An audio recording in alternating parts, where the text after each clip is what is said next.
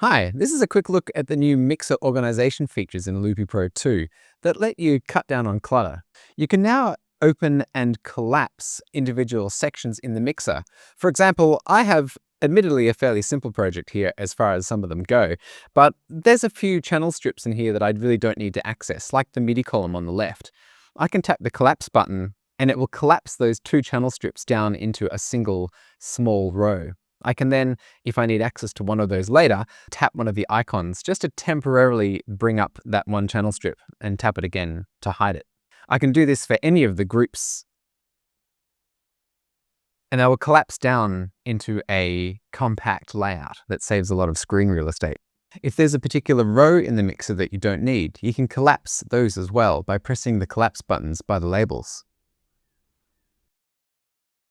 That can allow you access to the mixer while also being able to see your main canvas at the same time. To expand a collapsed row again, you can either tap the label or you can tap one of the dots that indicate that there's something present in one of the channel strips. By combining those two features, you can make the most of the screen space that you've got available.